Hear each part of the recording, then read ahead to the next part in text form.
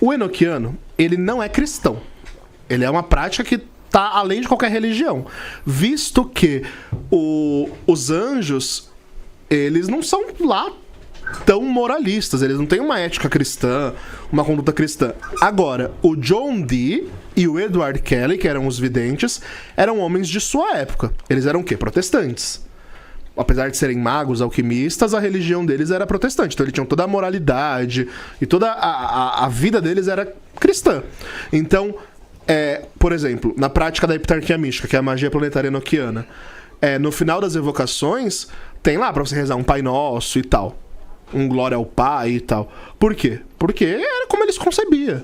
Não é que os anjos pediram pra eles rezarem tal coisa. Mas, como era a prática deles e tudo mais... Era como se fosse um start.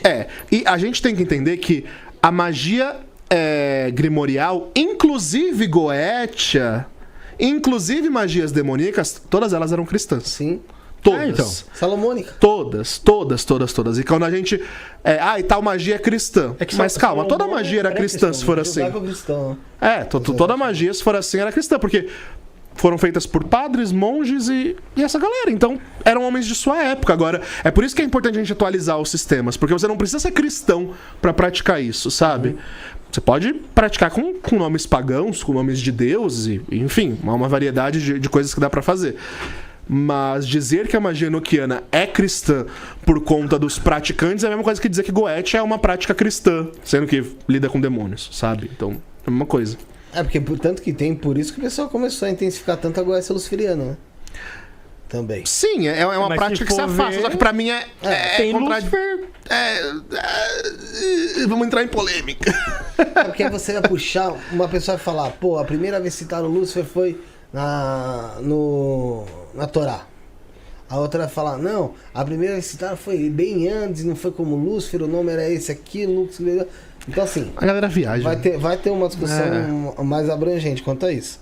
Assim, eu não sou nem um pouco entusiasta de Goetia luciferiana, eu não entendo muito, aliás, porque na minha cabeça não faz sentido você usar nome de demônios pra trazer ordens pra energia de caos. Porque a ideia de uma Goetia sempre foi, inclusive quando a prática era uma prática grega, você usar de nomes divinos ou de forças divinas superiores pra controlar forças inferiores. Isso é Goetia. Então, quando você usa um deus que comanda os mortos, como era usado Hecate na prática grega, Anubis, Hades e deuses que comandam as forças do submundo para evocar os espíritos, está usando de uma força superior para comandar uma força inferior. Agora, na Goetia luciferiana, eu não consigo conceber muito bem, visto que são, na prática de Goetia salomônica, claro, né? São tudo demônios, então não tem um ser ali que é superior. Senão a gente vai colocar todos os reis como superiores pra comandar os inferiores? Pode ser. Mas fica meio contraditório, uma vez que tem um anjo que frustra aquele demônio, que tá superior àquele demônio. Só que, se for ver por essa visão, o demônio também tem que frustrar esse anjo, né? Por quê? Porque não é um equilíbrio com o outro? Sim. Mas não. Então o anjo é superior ao demônio. Não, o anjo ele traz ordem. Não tira a questão de superioridade e inferioridade.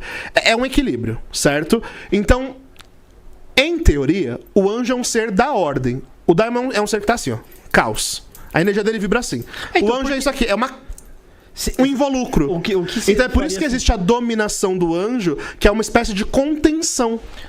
Como que o caos vai conter a ordem? Então, o caos vai estragar a ordem, se for assim. Então, mas aí é que tá. Por que o caos, se a sugestão é o equilíbrio, por que o caos também não destrói a ordem ali? Pra que não, entendi o que você quer dizer. Não é que não possa destruir, pode. Se você colocar muita força densa, vai tirar a força da ordem.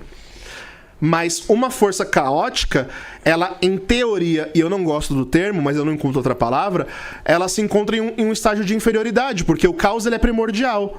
Enquanto a ordem, ela vem pra ordenar o caos, né?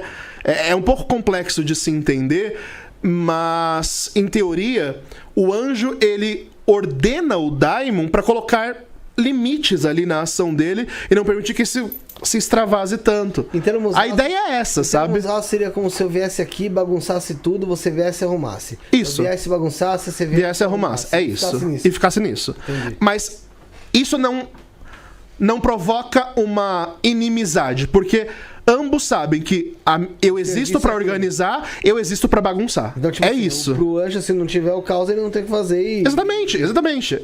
Ele traz a ordem. Então, se não tiver o caos, ele não tem função. E se não tiver Ele volta pra luz primordial e é isso. Enquanto o Daimon, ele vai bagunçando tudo. Né? Se não tiver mais o que bagunçar. Só que aí ele. Chega uma hora que o caos domina e aí. Entendi. E esse é o equilíbrio. O equilíbrio é Então, por isso que, na minha visão e na minha experiência, não tô falando que é certo e errado, não é essa a questão, mas na minha prática, entendendo como funcionam as energias do universo, de acordo com toda a tradição esotérica ocidental, não faz sentido uma Goetia luciferiana.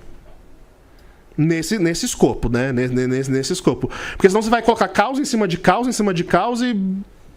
Quem ordena tudo isso? Eu vou te falar, pode ser que eu esteja errado, tá? Tá.